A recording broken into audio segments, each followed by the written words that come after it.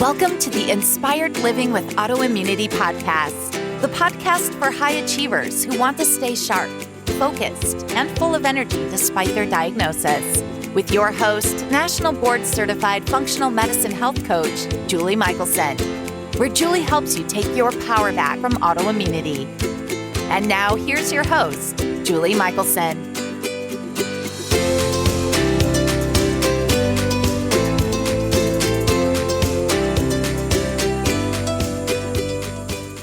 Welcome back to the Inspired Living with Autoimmunity podcast. I'm your host, Julie Michelson, and today I'm joined by Dr. Alex Swenson-Ridley, and our conversation is all about transformational healing and how essential it is to deal with our emotions to find true wellness. Alex gives us a tutorial on quantum physics and its role in healing and health, and how we need to ditch selfless syndrome to be our best selves. Dr. Alex, welcome to the podcast. Thank you so much for having me. I'm excited to be here. I am excited as well. I'm looking forward to our conversation. I love to start out with your story because what you're doing is so important and so unique that I'm pretty sure it wasn't your dream when you were little to be bringing this to women in the world. So if you're willing, as much of your story as you're willing to share with us, how did you get to be in this field? Yeah, well, there's lots of stages to my journey. So I'll kind of summarize the shorter one. We were talking before the show, you were asking how I ended up in Alaska. And I ended up in Alaska shortly after. I'm originally a chiropractor and, moved here for a job and found out I was pregnant 3 days before I came. And that was kind of the start of me learning about hormones and all of this stuff, because I actually had a really hard pregnancy. My son ended up coming 5 weeks early and no one could tell me why, because I was 28. I was super healthy. I lost weight during pregnancy instead of putting it on, which actually wasn't that healthy. But ultimately, as I was researching it and doing all this stuff, I shared with you, my first marriage was really hard. My ex-husband struggled with alcoholism. So there's a lot of toxic stress and trauma, emotional abuse and stuff in our marriage. And then the guy I worked for was actually legitimately crazy and ended up in jail for 25 years. So I didn't share that part of it with you, but I'm dealing, I'm in these environments while I'm pregnant. And so I finally, doing research, learned about toxic stress and that it impacts our hormones. And so, when you have a baby, like either your progesterone drops and you start a period, or it stays high and you are pregnant, and then when it drops, you have a baby. And so that was kind of my first foray into that. But I was a chiropractor, so I was in a really different world. And I ended up as a single mom growing a huge chiropractic practice. We grossed over 7 figures. The busiest year, I built all that in 5 years. I started it when my son was 6 weeks old, and I had this moment. I just bought this 6,000 square foot building and remodeled it, spent like $500,000 on this thing. And I walked up to my new beautiful office and just remember looking around and being like, this is not the dream. Like, I was exhausted. My hair was falling out. I was losing my voice at night. I didn't have energy to even cook my son dinner, much less play with him at that point. And I knew something had to change. And I also knew that I wasn't willing to go down the route that, traditional Western medicine would say, because chances are they would have said, oh, you're fine. But I knew. You're tired. You're a new mom. Right. My thyroid was off and my hormones were a mess. And I knew that stress was a huge contributor to that. So it led me on, a journey of completely shifting my life. I'm not a practicing chiropractor anymore. I also had 6 tears in my wrist from that career. So things just had to change. And that really led me to, where I'm at. I know we're going to have the quantum physics conversation, which has been the newest notch in what I'm doing. But in terms of working with women and really focusing on hormones, a lot of it was my own journey. I had the experience of waking up and my pants didn't fit and I was too exhausted to do anything and didn't have any motivation or the energy to find the motivation and all of that stuff. And, figuring out how to overcome that and really design life so that I'm healthy, which I can finally say I am. So, yay. Yeah. And that's how, that's how we get here, right? As our journey becomes the gift, not just for us, but hopefully, at least in your place and my place, for many, many other women, people, children, families, as we shift, as you focus on women and in the autoimmune world, many of my clients are women, probably most, not all.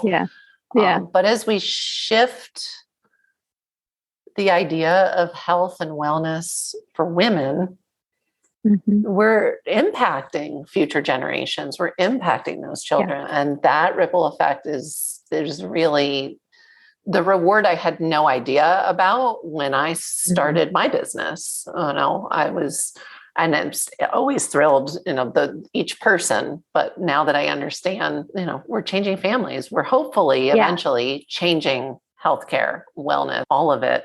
I know I'm like, I said I wanted to talk about quantum physics and health, but I'm like, there's so many other points in your journey I want to talk about too. I want to highlight, I literally just had this conversation with a client right before we hopped on, which was you talked about the not having the energy, right? Like being the mom. What I was sharing with this client who has started making amazing changes in her energy. She's actually brilliant. She is in a better place, certainly far from her sickest, but was ready to take the next up level and is finding the I have more energy and I have this is better and that's better.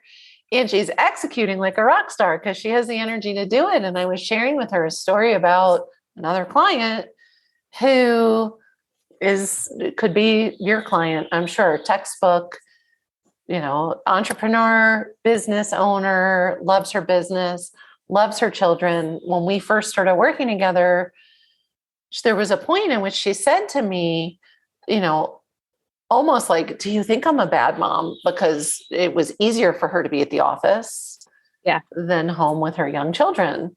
And she was thinking of it, I think was just, that's what I enjoy better. And I said, even if that is the case, absolutely not. That doesn't make you a bad mom. Everybody needs to be who they are. Well, her health is just remarkably improved. And she texts me all the time. I'm having so much fun playing. It used to be self-care was how far can I get from my family? And now that she has energy, she's like, I really love playing with my children. And we don't realize that when our gas tank is empty and we're tapped out, that it's not a decision. Yeah. It's not a flaw. It's not there's only so much we can do. And so I wanted to just highlight that part of your story with it's whether it's hormones and people, it's always hormones at some point, just like it's always toxins and it's always, It affects hormones and hormones affect that. It's all, and stress affects, chronic stress is a toxin and that affects hormones. And we get into this cycle. And so kudos to you for even asking the question at 28, why would I deliver early? Most people that I asked I had a nurse midwife because it ended up being emergency. So I had to, get away from our birth center here. Alaska has really weird midwifery laws, but, they're like, oh, I don't know. And I'm like, don't you care? Why don't we want to understand? And I've always been that way. But why? I'm always when I developed asthma and allergies at age 12, I'm like, but why? And they're like, oh, I don't know. It just happens. I'm like, no, actually I was vaccine injured is how that happened. But, now I understand that. Right. Yeah. And I feel but why should be, everybody says functional medicine is root cause medicine. I really think the slogan for functional medicine should be, but why? Because that's where it is. It's Western medicine stops. It's not wrong or bad or whatever. It just stops at this is. And usually this is a symptom with a name that they call a diagnosis. Right. And they don't ask, but why? My middle child I went into labor 2 months early and was able to cook them for another month. And I didn't ask why at the time. That's not true. I did. I got I don't know. And then I got to be terrified through my whole next pregnancy that it was going to happen again. Yeah. I didn't know why it happened in the first place. Right. So kudos to you for being curious. I love it. Yeah. Yeah. Well, and I think it's important in how we approach our health. We're so used to the Western model where it's the doctor just says this is, and I like the omnipotent being. And really, we have to come at it with this curiosity of looking at everything about our lives because it all impacts our health. So It really does. And Yeah. we need to retrain to become our own advocates. And, Yes. if we don't get the answer to but why, we keep looking. We need to look elsewhere as well. So I love that. And you mentioned, I said, we're going to move away from it, but toxic stress. I love that you use that expression as I was talking about stress and toxins, because we all live under chronic stress, whether it's, big stressors, little stressors, daily stressors, that combo, the layer, different toxic stress, trauma, loss, grief, all of those things. And I know you work around all of that and with all of that. And it is such an essential, I mean, we all do. I did an interview with a friend who's a trauma healer, and I am not certified. I'm not a trauma healer. I don't call, but we address trauma. Every client I work with, you're not going to get long-term results. You're not going to get true healing. And so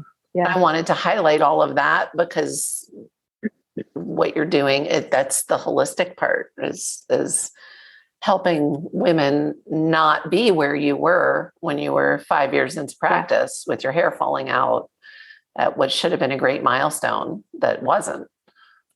Yeah. Like the celebration was not there.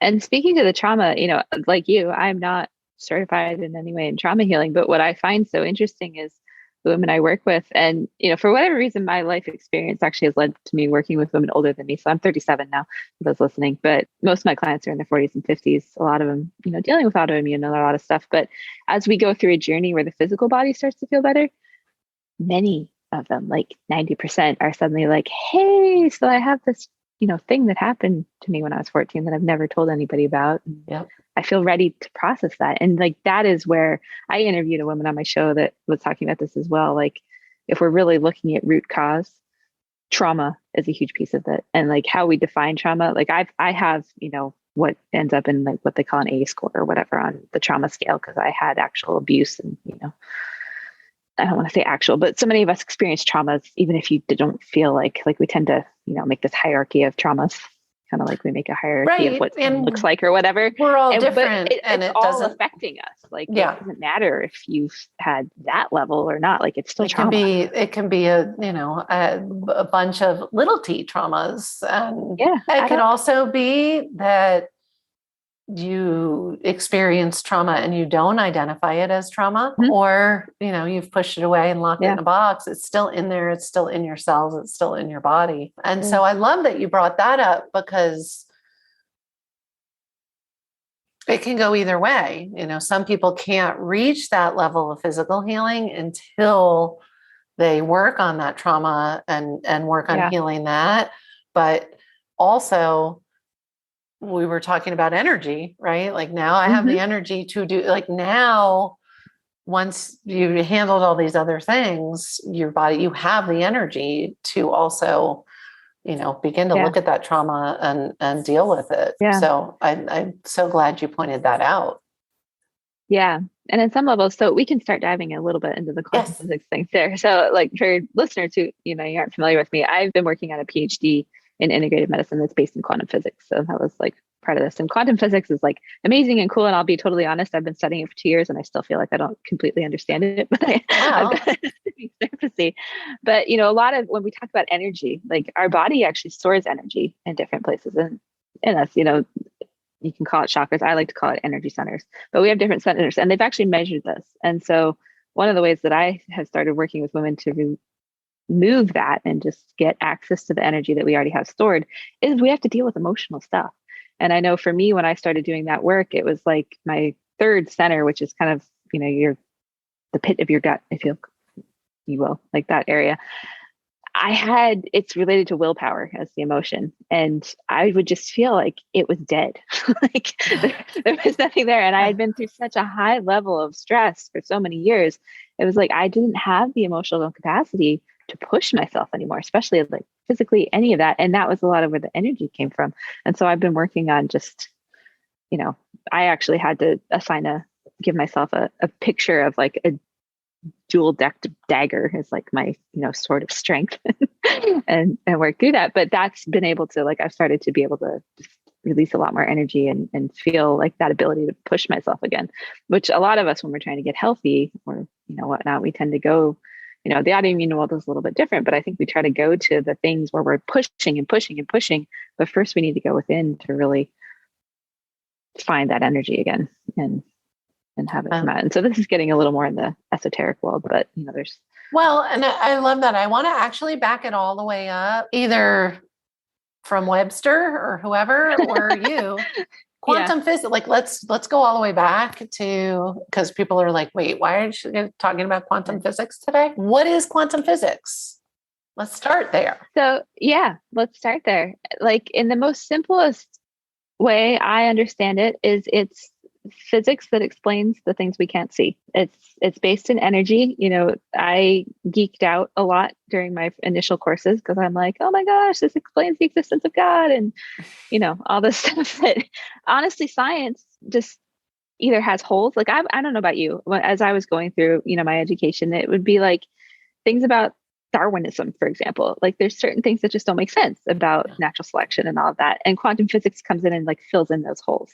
Because ultimately what it's talking about is that there is a universal intelligence. You can call it God, you can call it whatever you want, but there's something that connects us all. And healing doesn't happen from, in the cell. It's not like you go bottom up, like, oh, if we fix this thing, everything else will work. It's top down. So we call it downward causation. So there's actually an intelligence that exists in the world that is, where thought is organized and where matter comes into existence. So like, we are actually a representation of a thought that combines matter into something that we see. Getting like really basic. No, that was just awesome. I love it. And I love, people think of the study, thank goodness, of quantum physics has become more and more popular. Yeah. More recently, as we get re-enlightened, if you will, and I mean, that's the beauty of it, is it is so not new. It's not. And what's amazing about it is all of like the knowledge we have from like ancient Chinese medicine and some of the things that have been around for thousands of years, like essential oils. A lot of the tools that have been out there that have been poo-pooed by modernization of all the woo-woo. All the woo-woo stuff. Quantum physics actually explains how it works scientifically. Right. Well, and that's what I love about it, is it actually shows you the science of it. When I was studying in a program based in ancient Chinese medicine and quantum physics, we had so many engineers in the program, and it was because it does explain, like, it gives you the science, it gives you, the basis. So that's kind of the like 101 or remedial almost. 101. Like, what is quantum physics? Quantum physics. So you talked about healing doesn't happen in the cell and talked about this downward causation. How are you utilizing, why should we care about quantum physics when it comes to healing? And I mean, I kind of just said it, but tell us more about that. With healing and with quantum physics. So to take it another step farther, I'm going to forget the guy's name. Sheldrake, I think is who it is. They've mapped, they call it morphogenetic fields, which is, we have these morphogenetic fields around us, and essentially all of our organs have a blueprint. And what happens in disease is somehow the wrong meaning gets assigned to the blueprint. So it can be from thoughts, it can be from traumas, it can be like whatever it is, we create disease essentially by the wrong meaning getting assigned. So when you look at healing, and when we're talking about autoimmune stuff in particular, like, we're dealing with the body's reacting against itself, in the most simplistic words. You've probably talked about this quite a bit on your show, but this is not my specialty, so chime in wherever you want. But when we're talking about healing, it's about creating the space where the body is able to receive the correct messages. And so like this relates to my world as a chiropractor. Part of my chiropractic self was geeking out because we talk about innate intelligence, and then there's a couple other like naturopathic physicians as well talk about a similar thing. But it's this idea that there's an intelligence that, impacts our healing. And so it's about clearing the pathways and allowing that to happen. And there's different, ways that we start to access what they call the quantum field and hold space for a new possibility for yourself. But a lot of it's getting out of your own way and dealing with more of the emotional side of healing. Like so much of it is from that, because that's where meanings get assigned. Joe Dispenza, I mentioned him with a guest I interviewed, and she like freaked out on me a little bit, but he's someone I've learned from a lot. And just, he explains that thoughts are the feeling, like the feelings of the brain, and the emotions are the feelings of the body. And you have to have the two together, and our brain and, our thoughts are kind of what connect us to the quantum field as well. So we have to be able to like get to that place. I don't know if I'm making sense. Just stop me if you have. No, you're totally making sense. I want to highlight the idea of, which is very actually Dispenza-esque, holding space for new possibility for yourself. And I wanted to highlight that because as my work has continued to evolve, that this would be something, we would always get to. And now this is where we start, right? Like if you want to, I always say, like, I was so fortunate to be able to heal when I didn't think I could. I didn't know how to. I didn't. But that's the exception, not the rule. Yeah. We all can heal. But if you want to expedite that process, shifting into a space where you're holding that possibility is key. I know. I'd say it's the key. Like I talk a lot about, and I've had, what's been so interesting on my quantum physics journey is a lot of the training I had early on where they didn't have the language around what quantum physics was. This is actually what they were doing. Right? And, so any transformational process, which I talk a lot about, transformational healing, and that is my commitment to the women I work with, is like, we are transforming your life and your hormones and everything in your body, but it starts with who you're being. And James Clear talks about this in Atomic Habits. I learned about this, and like we tend to think that we need, when we finally get healthy, then we can do these things and then we'll be a certain way. But you actually have to flip that around, and it's about stepping into who do you need to be in order to create that. And that's where, holding that new possibility really comes from. So I love that. I'm like, do I ask? Do I ask? Oh, do it. Ask away. So if you can, I don't know that there's can you share with us, like, where does one start with that? Like, how do you even, if this is something that's completely new? I find a lot of people kind of trip into it accidentally, right? Like, like maybe you don't consciously know that's what you're doing. But, right. They want to learn about meditation. So they'll pick up a Dispenza book, or they, and then it's like, oh, wait, and I'd want to circle way back to something you said before, as far as my experience has always been regarding quantum physics and this universal knowledge, is that it doesn't matter what religion you are. It doesn't matter. It just, I can't imagine. Well, maybe I can't imagine some people that like it wouldn't resonate with at all, but nobody that lives with any kind of faith-based life or spiritual awareness. It's like kind of the aha, like, oh, that's why. Oh, okay. Oh, yeah. So speaking of that, and then we can come back into this idea of being, because I identify as a Christian, and I actually came to my faith like late in life. I was 26 or 27 when I moved to the Bible Belt and Jesus found me. We'll go with that. But I wrote a social media post that I like haven't posted yet because I'm like, oh, do I really want to go here? But in learning about, because a lot of quantum physics and integrative medicine and function, like we start learning about things that came out of more of the Eastern philosophies and whatnot. And you can absolutely utilize them and be fully within like the understanding of your Christianity, if that's what you identify as, and you don't have to identify there. So, I'm Jewish, and I feel exactly the same way. And it's not just Judeo-Christian though. It's bigger than that. It's all of it. Yeah.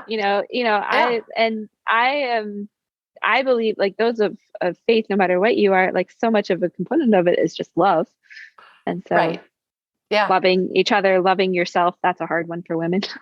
Yes. And it might just be starting there. Like a lot of it is about shifting the emotions that you've been dwelling on. Like the things we focus on are the things that we tend to produce more of. So if you're always focused on your pain or your weight or that you don't have any energy, like you're going to create more of that.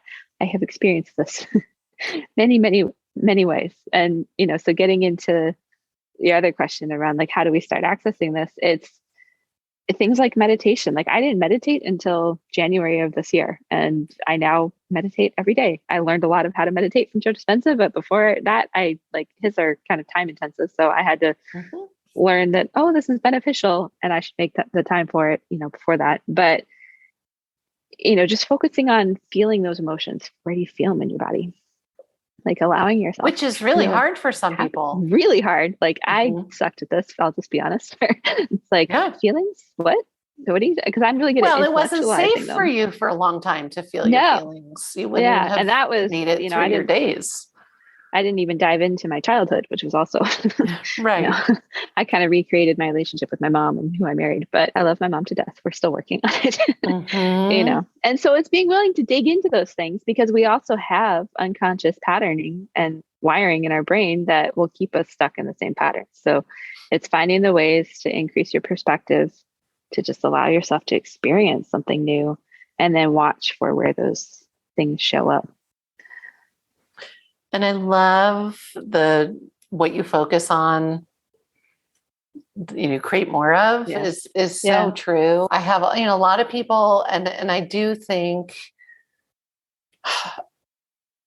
that meditation isn't for everybody at every time in their life. Like it's hard to imagine, but in certain cases, but I also know it's just something that people are very resistant to sometimes. And I have spent a lot of time, and I've talked on the podcast and in my courses about, kind of debunking those myths and reasons of, you don't have to do it for an hour and, you're not doing it wrong and you don't stink at it and all those things. And I have a meditation practice. It was a really big part of my healing journey. But this idea of, where your attention goes is so important that for me, one of the things I use with all my clients, because I love it and it's short, it's fast, the bang for the buck is there, is gratitude journaling. Yeah. Because like you said, like if you're fixating on whatever that thing is you want to change, well, you're probably not going to change it. Yeah. But when you start, and that's it's just it's a tool of expanding that view, if you will, kind of pulling your lens back. But it is amazing. And people say to me, but I'm grateful. And I'm like, no, I know you're grateful. I'm not saying you're not grateful. This should be so easy because you are grateful. And even, the people that are clearly walk around every day in a place of gratitude, when you just have that practice of writing with a handheld utensil, pen or pencil, to create, strengthen those neural pathways faster. But then they'll even say like, wow, like it's everywhere. Like everywhere I look, there's something. I'm like, look at that.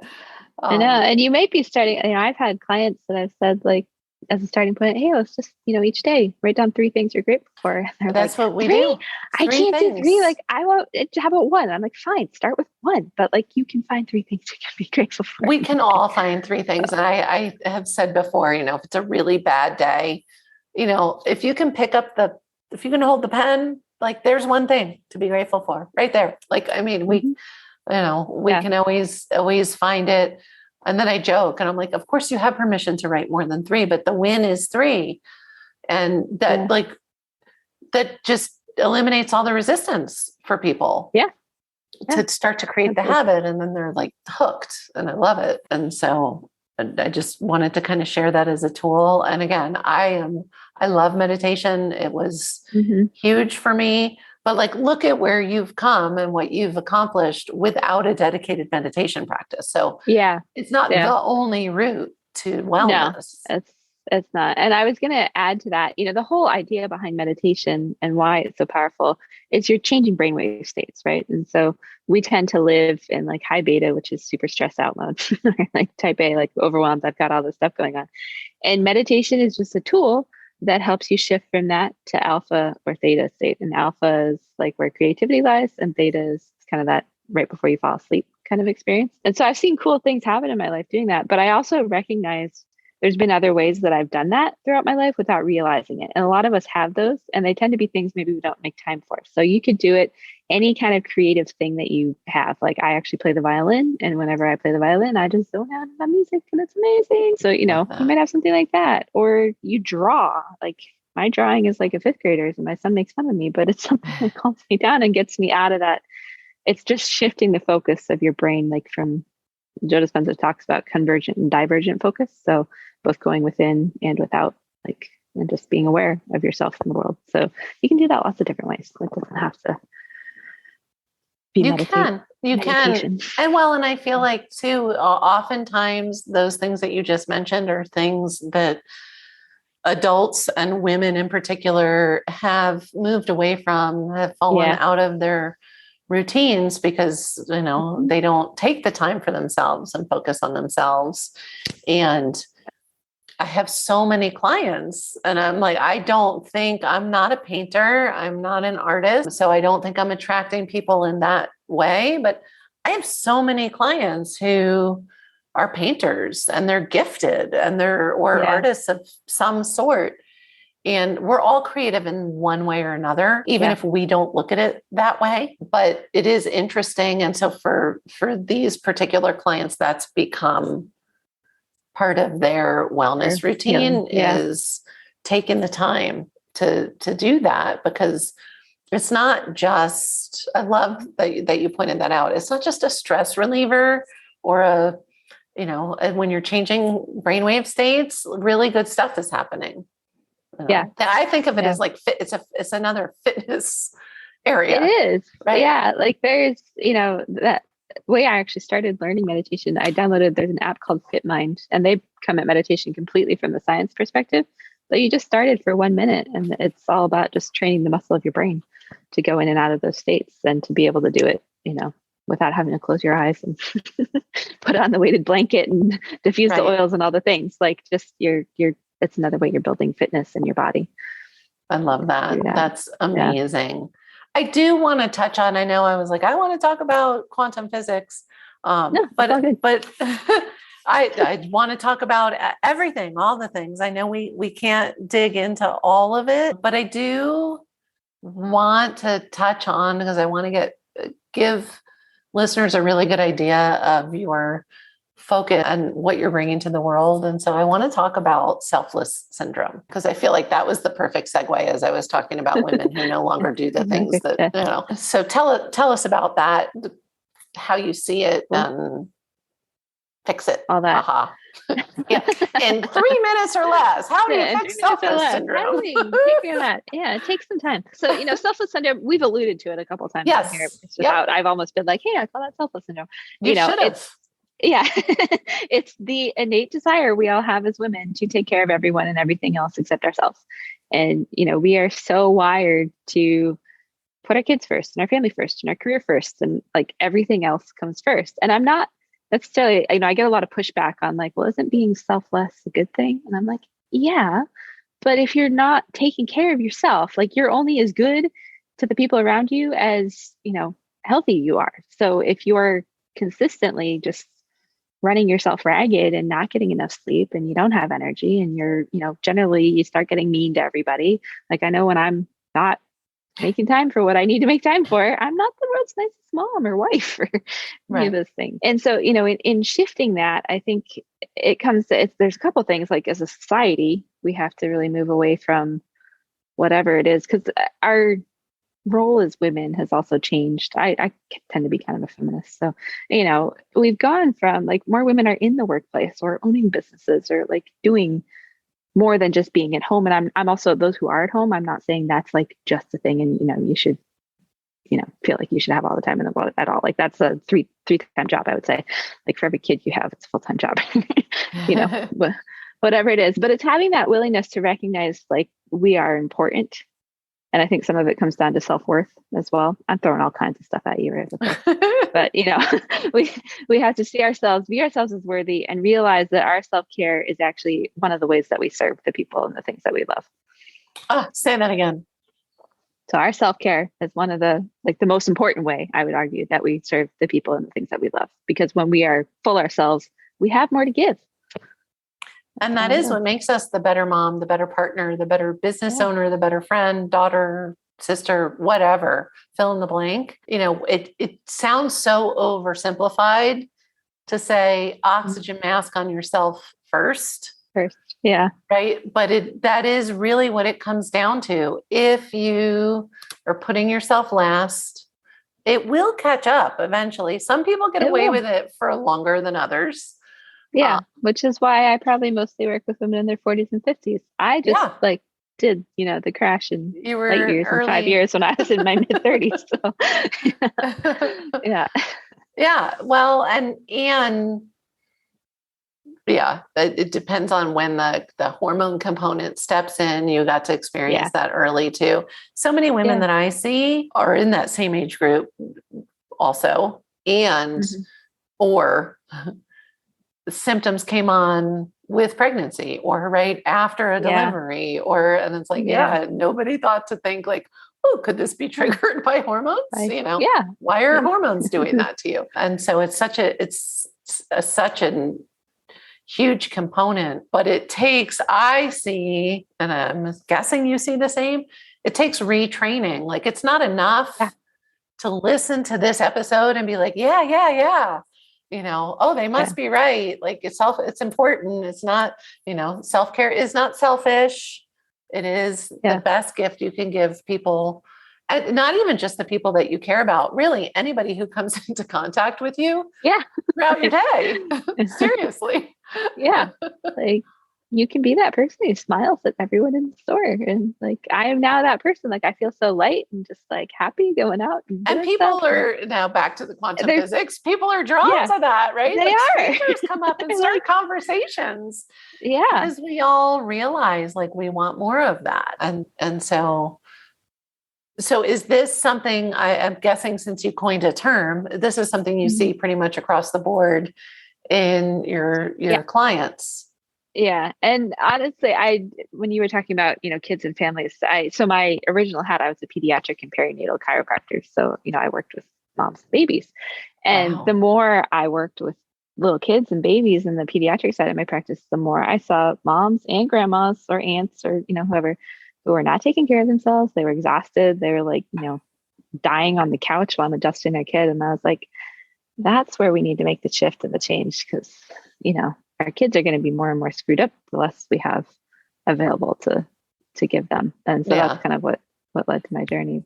And that's a perspective I try to kind of share with my clients when they're resistant. It does feel, I want to acknowledge, like for anybody who's like, it sounds so easy in theory. It's uncomfortable in the beginning when you're starting to honor yourself and prioritize yourself.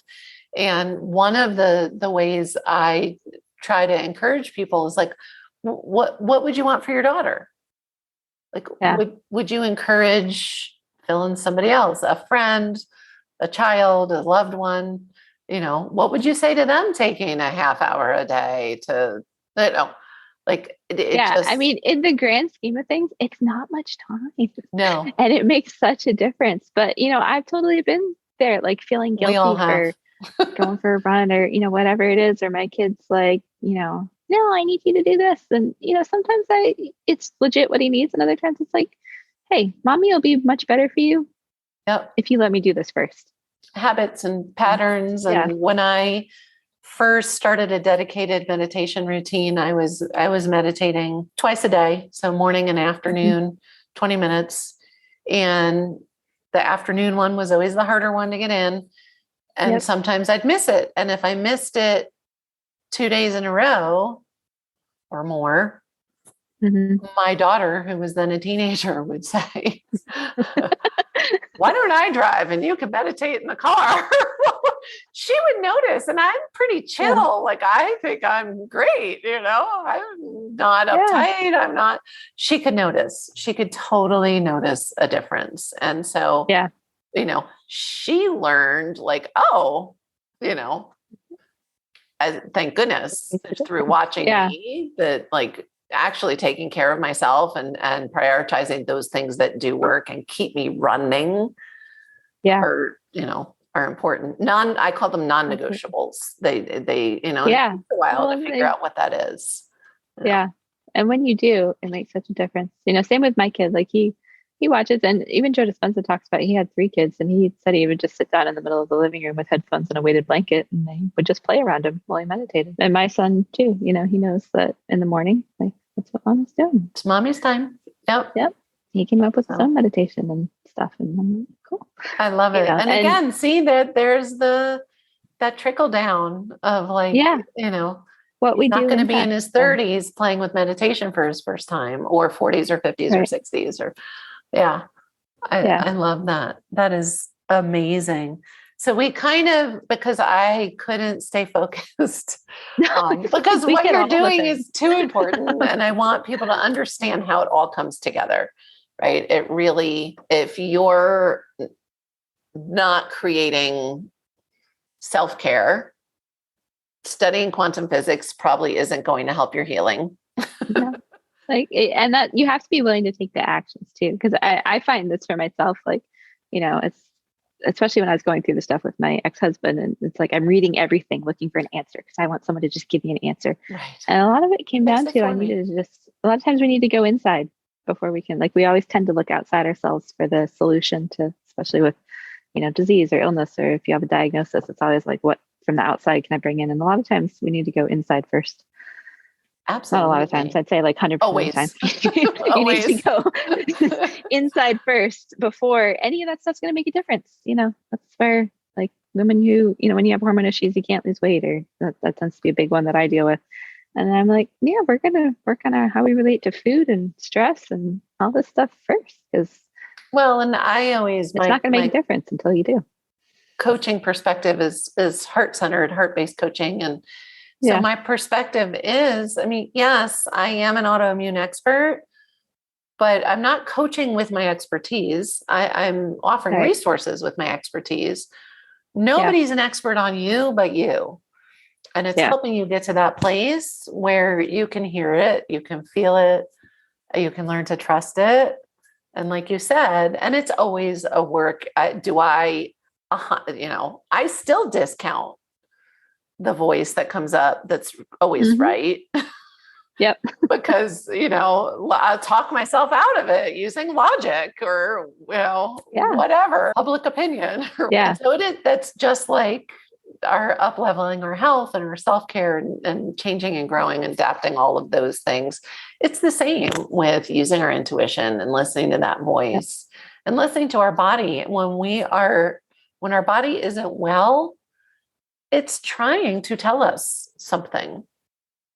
That's what it's doing. It is. Hey, pay attention to me. Yeah.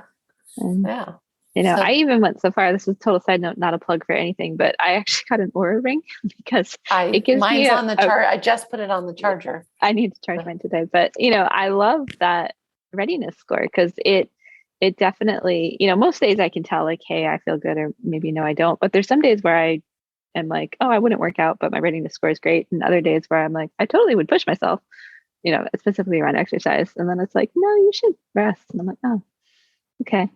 Yeah. So that's just, sometimes we need that objective data to help us. Well, and what I find is I just had this conversation on my last interview as well. Then you get good at, you can connect the dots of align. And for me, and I've had an Aura ring since the first generation. So that's about 6 years, I think, a long time.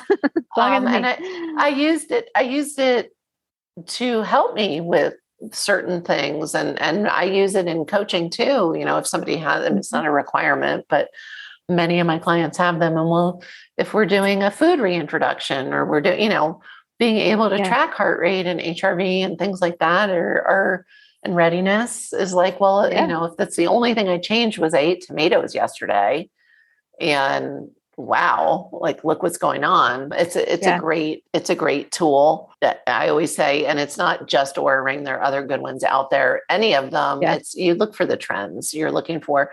But because I've been using it so long, it depends on personality. I have people that I'll say, how did you sleep or how do you feel? And they'll tell me their Aura score. And I'm like, no. I didn't ask what Aura thinks about how you slept. And I used to joke because I would get really bummed. I would wake up and be like, oh, I slept great. And then I would look at the Aura score and it was like terrible. And I'm like, oh, well, now I don't feel that good.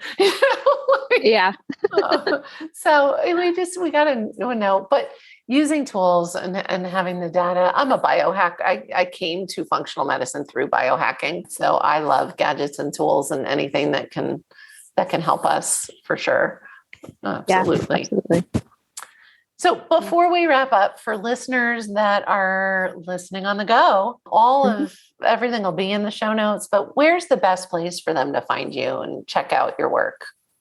Yeah. So probably the best is I also host a podcast called Emerge, the health podcast for busy, high performing women. So if you're on the go, go listen to that one. And then the other places, I have a free group on Facebook where I show up and teach live, and it's a place to just interact and connect. So I can give you both of those links to throw in the show notes. But fantastic. What's the group called? So somebody, because not everybody, she doesn't know. I think it's called Emergent Women. What did I call it? Health for women looking for answers and results. That's what it is. Okay. But look for Emergent Women and you'll find Dr. Alex on there.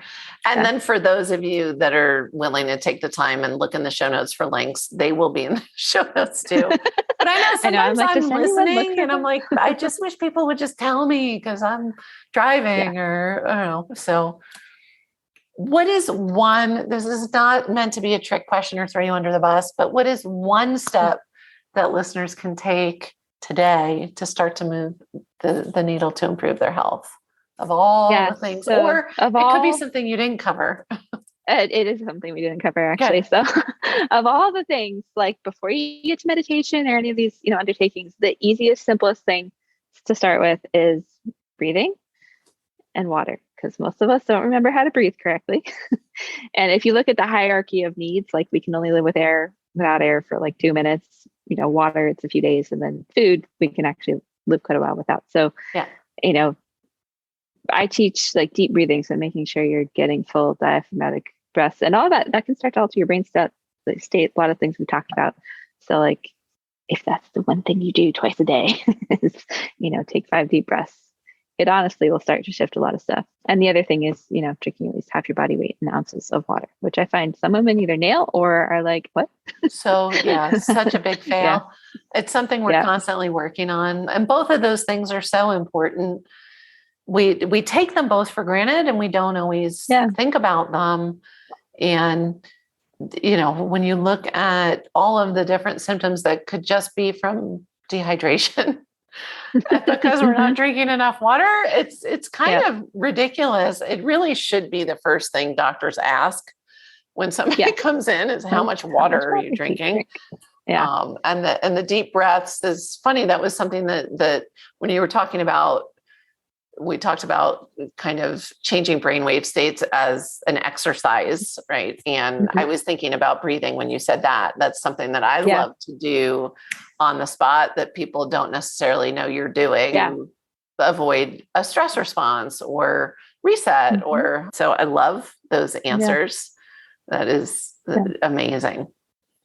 Well, and an idea for the breathing, like back when I actually left my house and work from home, back in those days, I would take 3 to 5 deep breaths with each transition. So like when I got in my car to leave in the morning, and then when I got to the office, and if I actually had the time built in, I would do it in between patients when I was the chiropractor. I did a presentation for over 100 Pakistani physicians, and that was the recommendation. Some of the action items we had at the end of the talk was I challenged them to do, we did breathing exercises in the presentation as well. And it was, do it. And they are in the typical hospital-based model.